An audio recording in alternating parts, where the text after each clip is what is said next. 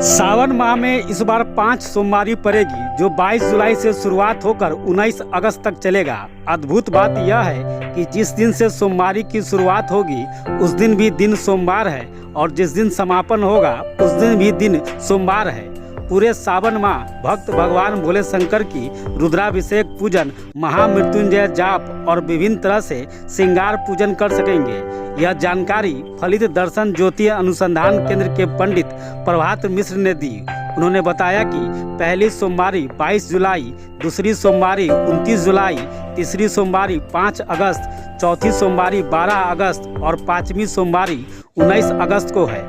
सावन के महीने में की गई पूजा पाठ का व्यक्ति को विशेष फल मिलता है। साथ ही भोलेनाथ प्रसन्न होकर सुख समृद्धि का आशीर्वाद प्रदान करते हैं। मान्यता है कि भगवान शिव को पाने के लिए माता पार्वती ने कठोर तपस्या की थी, तो सावन के महीने में भगवान शिव ने माता पार्वती को अपनी पत्नी के रूप में स्वीकार करने का वरदान दिया था। वही सावन के महीने में भगवान शिव की पूजा करने से वह जल्दी प्रसन्न होते हैं। इसके साथ ही सावन के सोमवार का व्रत करने से कुंडली में चंद्रमा की स्थिति मजबूत होती है। साथ ही राहु केतु के अशुभ प्रभाव से मुक्ति मिलती है। इस बार 5 सोमवारी है पूरे सावन में। 22 जुलाई 2024 से सावन मास आरंभ हो जाएगी और यह 19 अगस्त 2024 को समापन होगी। अद्भुत बात यह है कि 22 जुलाई से जो सावन शुरू होगी उस दिन भी सोमवार है और जिस दिन समापन हो रहा है 19 अगस्त को उस दिन भी सोमवार है।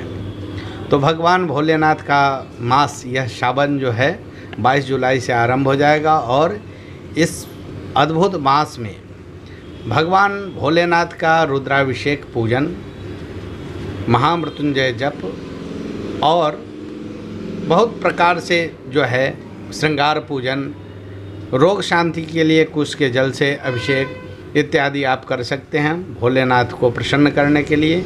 और यदि आप 1 मास का व्रत रखते हैं तो उससे काफ़ी लाभ होता है। किस तरह इसमें पूजा किया जाता है, क्या कुछ मान्यताएं जुड़ा हुआ है इसमें? देखिए, भगवान भोलेनाथ का यह मास ही सावन मास भोलेनाथ को ही समर्पित है। तो जब श्री हरि भगवान विष्णु जब शयन में चले जाते हैं तो चतुर्मास आरंभ हो जाता है। उसमें जो है आषाढ़ शुक्ल एकादशी के बाद चतुर्मास आरंभ हो जाता है और फिर देवोत्थान एकादशी के दिन भगवान श्री हरि जगते हैं। तब तक कमान संभालते हैं हमारे भोलेनाथ। और भोलेनाथ का यह पावन मास सावन मास है और यह जो सोमवारी पड़ रही है, एक 22 जुलाई को है, एक 29 जुलाई को है, फिर 5 अगस्त को, 12 अगस्त को और 19 अगस्त को ये सावन मास है। इसमें कृष्ण पक्ष और शुक्ल पक्ष दोनों पक्ष की नाग पंचमी होती है। हमारे मिथिला में जो है वह कृष्ण पक्ष की पंचमी जो है नाग पंचमी मान्य है और वहीं हमारे बनारस के मानने वाले लोग जो है शुक्ल पक्ष के पंचमी को नाग पंचमी का पूजन करते हैं, दूध लावा चढ़ाते हैं। तो 26 जुलाई को नाग पंचमी है, श्रावण मास की कृष्ण पक्ष की पंचमी, और शुक्ल पक्ष की जो नाग पंचमी है वह 19 अगस्त को है।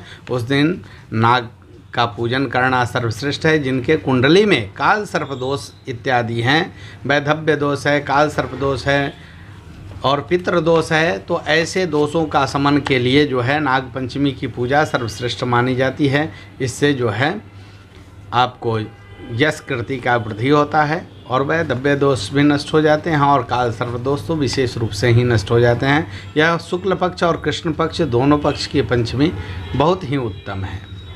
और वहीं 7 अगस्त बुधवार को हरियाली तीज होगी।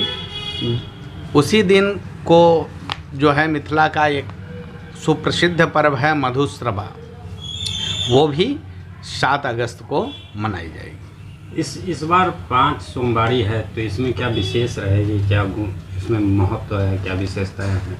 देखिए, महीने में तो कुछ विशेष महत्व नहीं होता है, क्योंकि महीने में तो सोमवार या रविवार बढ़ते घटते रहते हैं, लेकिन यह भोलेनाथ का महीना है तो इस बार कुछ विशेष भक्तों को पर कृपा है जो इस बार 5 सोमवारी को जलाभिषेक कर सकेंगे। और इस दिन सर्व सिद्धि योग है, तो सर्व सिद्धि योग में जो भी आदमी कार्य करता है वह सिद्ध हो जाता है। और जो भक्त जिस मन से, बहुत सारे देव हुए, लेकिन भगवान विष्णु की उपासना जो है कोई राक्षस जल्दी नहीं करता है, क्योंकि भगवान विष्णु जो है भव भय हरणं उनका नाम है, भव और भय का हरण कर लेने वाले हैं। लेकिन हमारे भोलेनाथ सब कुछ प्रदान कर देते हैं, इसलिए इनकी उपासना देव, दानव, गंधर्व, यक्ष सब इनकी उपासना करता है। क्या परिचय हुआ? पंडित प्रभात मिश्रा, फलित दर्शन ज्योतिष अनुसंधान केंद्र, लक्ष्मी चौक, मुजफ्फरपुर।